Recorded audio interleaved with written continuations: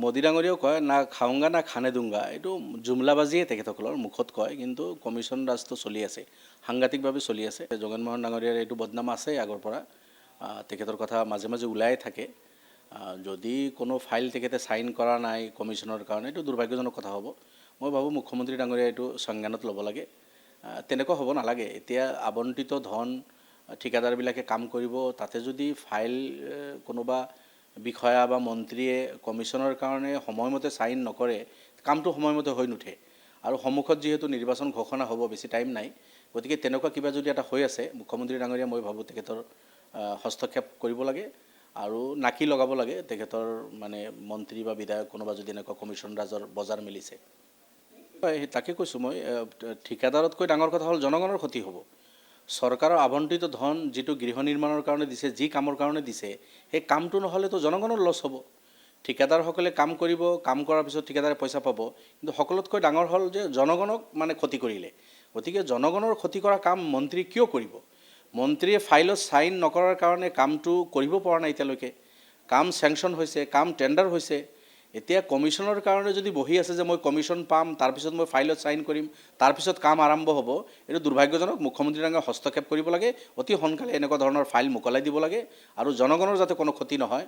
যি গৃহৰ কাৰণে পইচা আবণ্টন হৈছে, সেই গৃহ অতি সোনকালে আৰম্ভ হ'ব লাগে, এইখিনিয়ে কথা। মোদী ডাঙৰীয়াও কয় না খাওঁগা না খানে দুংগা, এইটো জুমলাবাজিয়ে তেখেতসকলৰ মুখত কয়, কিন্তু কমিশ্যন ৰাজটো চলি আছে, সাংঘাতিকভাৱে চলি আছে। জগনমোহন ডাঙৰীয়াৰ এইটো বদনাম আছে আগৰ পৰা, তেখেতৰ কথা মাজে মাজে ওলাই থাকে।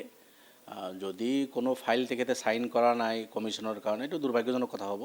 মই ভাবোঁ মুখ্যমন্ত্ৰী ডাঙৰীয়াই এইটো সংজ্ঞানত ল'ব লাগে। তেনেকুৱা হ'ব নালাগে। এতিয়া আবণ্টিত ধন ঠিকাদাৰবিলাকে কাম কৰিব, তাতে যদি ফাইল কোনোবা বিষয়া বা মন্ত্ৰীয়ে কমিশ্যনৰ কাৰণে সময়মতে চাইন নকৰে, কামটো সময়মতে হৈ নুঠে।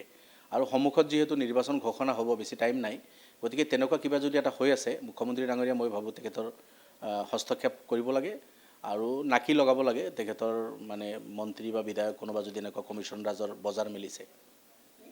তাকে কৈছোঁ মই, ঠিকাদাৰতকৈ ডাঙৰ কথা হ'ল জনগণৰ ক্ষতি হ'ব। চৰকাৰৰ আবণ্টিত ধন যিটো গৃহ নিৰ্মাণৰ কাৰণে দিছে, যি কামৰ কাৰণে দিছে, সেই কামটো নহ'লেতো জনগণৰ লছ হ'ব। ঠিকাদাৰসকলে কাম কৰিব, কাম কৰাৰ পিছত ঠিকাদাৰে পইচা পাব, কিন্তু সকলোতকৈ ডাঙৰ হ'ল যে জনগণক ক্ষতি কৰিলে। গতিকে জনগণৰ ক্ষতি কৰা কাম মন্ত্ৰী কিয় কৰিব? মন্ত্ৰীয়ে ফাইলত চাইন নকৰাৰ কাৰণে কামটো কৰিব পৰা নাই এতিয়ালৈকে। কাম চেংচন হৈছে, কাম টেণ্ডাৰ হৈছে। এতিয়া কমিশ্যনৰ কাৰণে যদি বহি আছে যে মই কমিশ্যন পাম, তাৰপিছত মই ফাইলত চাইন কৰিম, তাৰপিছত কাম আৰম্ভ হ'ব, এইটো দুৰ্ভাগ্যজনক। মুখ্যমন্ত্ৰী ডাঙৰীয়াই হস্তক্ষেপ কৰিব লাগে, অতি সোনকালে এনেকুৱা ধৰণৰ ফাইল মোকলাই দিব লাগে আৰু জনগণৰ যাতে কোনো ক্ষতি নহয়। যি গৃহৰ কাৰণে পইচা আবণ্টন হৈছে, সেই গৃহ অতি সোনকালে আৰম্ভ হ'ব লাগে, এইখিনিয়ে কথা। মোদী ডাঙৰীয়াও কয় না খাওঁগা না খানে দুংগা, এইটো জুমলাবাজিয়ে তেখেতসকলৰ মুখত কয়, কিন্তু কমিশ্যন ৰাজটো চলি আছে, সাংঘাতিকভাৱে চলি আছে। জগনমোহন ডাঙৰীয়াৰ এইটো বদনাম আছে আগৰ পৰা, তেখেতৰ কথা মাজে মাজে ওলাই থাকে। যদি কোনো ফাইল তেখেতে চাইন কৰা নাই কমিশ্যনৰ কাৰণে, এইটো দুৰ্ভাগ্যজনক কথা হ'ব। মই ভাবোঁ মুখ্যমন্ত্ৰী ডাঙৰীয়াই এইটো সংজ্ঞানত ল'ব লাগে। তেনেকুৱা হ'ব নালাগে। এতিয়া আবণ্টিত ধন ঠিকাদাৰবিলাকে কাম কৰিব, তাতে যদি ফাইল কোনোবা বিষয়া বা মন্ত্ৰীয়ে কমিশ্যনৰ কাৰণে সময়মতে চাইন নকৰে, কামটো সময়মতে হৈ নুঠে। আৰু সন্মুখত যিহেতু নিৰ্বাচন ঘোষণা হ'ব, বেছি টাইম নাই, গতিকে তেনেকুৱা কিবা যদি এটা হৈ আছে, মুখ্যমন্ত্ৰী ডাঙৰীয়া মই ভাবোঁ তেখেতৰ হস্তক্ষেপ কৰিব লাগে আৰু নাকি লগাব লাগে তেখেতৰ মন্ত্ৰী বা বিধায়ক কোনোবা যদি এনেকুৱা কমিশ্যন ৰাজৰ বজাৰ মিলিছে। তাকে কৈছোঁ মই, ঠিকাদাৰতকৈ ডাঙৰ কথা হ'ল জনগণৰ ক্ষতি হ'ব।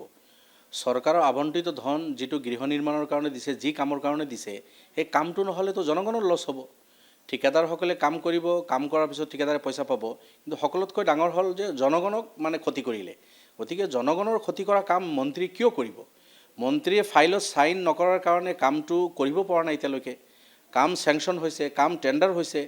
এতিয়া কমিশ্যনৰ কাৰণে যদি বহি আছে যে মই কমিশ্যন পাম, তাৰপিছত মই ফাইলত চাইন কৰিম, তাৰপিছত কাম আৰম্ভ হ'ব, এইটো দুৰ্ভাগ্যজনক। মুখ্যমন্ত্ৰী ডাঙৰীয়াই হস্তক্ষেপ কৰিব লাগে, অতি সোনকালে এনেকুৱা ধৰণৰ ফাইল মোকলাই দিব লাগে আৰু জনগণৰ যাতে কোনো ক্ষতি নহয়। যি গৃহৰ কাৰণে পইচা আবণ্টন হৈছে, সেই গৃহ অতি সোনকালে আৰম্ভ হ'ব লাগে, এইখিনিয়ে কথা।